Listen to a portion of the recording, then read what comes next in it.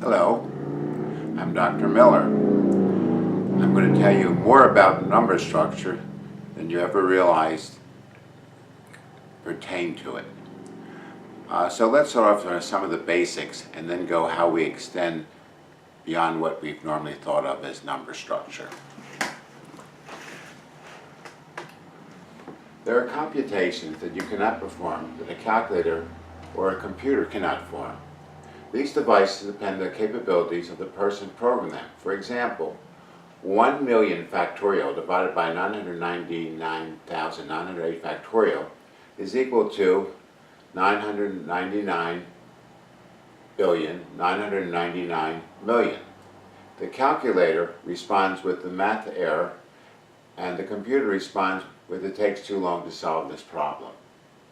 Yet, if you understand factorials, and you discover that you can get this answer, whereas the computer is totally stuck. If you really understand number structure, your math phobia would be an emotion of the past. So, let's take a review of the basics. Number structure is a process of associating quantities so that our minds can comprehend the magnitude of that quantity. Stretching the limit, 9 is the biggest number that we can grasp. It would be 3 if you were familiar with the book 1, 2, 3, Infinity. How many happy faces do you see on this chart? It would be hard to figure out. In fact, I've tried this with a number of people, and they get an answer somewhere around 35 to 45. But how can we really be sure what the correct answer is? Well, if we associate them in groups of 5, and then 3 groups of 10, it gives us 39.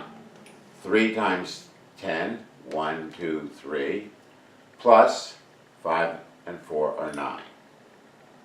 So the whole idea of number structure is to make it so that our minds can grasp it. It takes chaos and makes order. So we had used numbers from 0 to 9 to build up our numbers. But if we start building up some really big numbers, that gets, again, hard to comprehend. So just the simple little matter of grouping those numbers in groups of 3 now makes that number a little bit more comprehensible to us. For approximation purposes, we keep 3 significant digits, and we can see that is 99 billion. Making it more manageable, if we count the zeros, then we could write that as 99 times 10 to the 9th, where 9 is the count of zeros. Or, if we had decimal points in there, we're essentially moving that decimal point, and that would be 99 followed by some decimal points times 10 to the 9th. Normally we don't like to take numbers beyond 3 digits because it's too hard to read. So we found by first separating our numbers out by commas and then going to exponents, we can make it into what seemed to be a smaller number to represent it. You know, those big numbers now, we just had some small numbers like the 999 and the exponent, which was 3. But it turns out the numbers can get even more incomprehensible, as astronomers have found when you start trying to measure distances. So if the moon is 1/4 million miles from the Earth, and the sun is 193 million, then if the distance to the moon is scaled to 0.01 inches, the sun's distance is 7.72 inches. Well, the moon and Earth basically look like a tiny little dot on a piece of paper to that scale. But if we took the logarithms of the numbers, the moon distance becomes 5.4, and the sun's distance becomes 8.3. And if we scale that down, if the moon's distance is scaled to 1 inch, the sun is 1.54 inches. So now we can see things in a somewhat distorted viewpoint, but it gives us a better picture. Let's take this and show what happens when we look at the planets.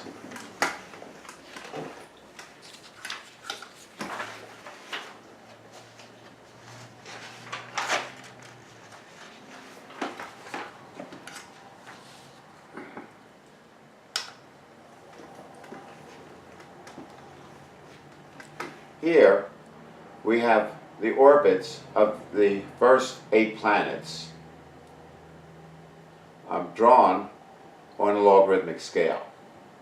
If we had put them in a non-logarithmic scale, we would need, some very large basketball court to even begin to start getting things into size. And one of my friends who looked at this said if we picked the sun as a peppercorn, that it would be a large distance before we get out to even the nearest planet. So this basically shows now how by going to logarithms that we have a way of making things a little bit more comprehensible. We can sort of see the relationship between the planets and see how far out. In fact, we see a sort of a gap in there, which turns out to be the asteroid belt. So you can see discoveries could be made from just a few astronomical calculations. We're all familiar, or a lot of us may be familiar with prime numbers, which is a number which basically can only be divided by itself or 1. So I've shown the first 2 prime numbers. 1 is one of these questionable ones, but that's why I put it as a question mark. And we see that 2 is the only even number. And we don't see any real pattern between these numbers as we get up to further and further. The way they become useful is we can take our numbers that are not prime and factor them in terms of prime numbers. So 4 is 2 times 2, 3 is 2 times, 6 is 2 times 3, 8 is 2 to the 3rd power, 9 is 3 to the 2nd power, 10 is 2 times 5, and 12 is 2 times 2 times 3. We find this very useful if we were trying to calculate log tables. We find it useful when we're doing divisions. But it turns out this leads us into another way of looking at numbers. The last section of number structure that I'm covering. Normally, this is not covered at all in school. We've talked about using prime numbers as a way of showing another representation of numbers so that for division and fractions we can reduce the common denominators or make our numbers simpler. But here's a problem that I couldn't solve, which was raising a number to a decimal power without using a calculator or log tables. So let's take a look. We want to raise 10 to the 6.375 power. What we do in terms of the secret to solving this problem is use the binary format for our 6.375. So to convert that to binary, we subtract the largest power of 2 that won't give us a negative number, which is 4, which leaves us with 2.375. The next largest number we can subtract is 2. The next largest number we can subtract is a quarter, and the next largest number we can subtract is 1/8. We know from our rules for exponents that when we multiply exponents with the same base, that we just add those exponents, and those numbers will now add back to 6.375. The reason why we got in the binary form is because we have a process for taking the square root of a number, which I'm not going to show here.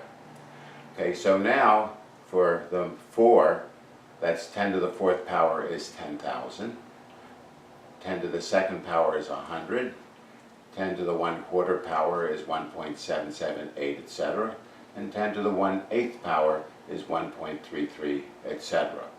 And when we multiply these together, we will get to 2,371,373.7, etc. So we've done this. Basically, the only process we've done is introduce the square root, which we haven't shown, which can be done by a guess and check process if you don't know the algorithm. The other interesting thing that comes out of this is that we can also reverse the process. So if we use division instead of multiplication and add these things together, we find that the log of 2,371,373 to the base 10 comes out to our exponent of 6.375. So we've actually found a natural way to go into logarithms as part of our number structure. And so this session now completes the very many ways the number structure comes into being developed and applied.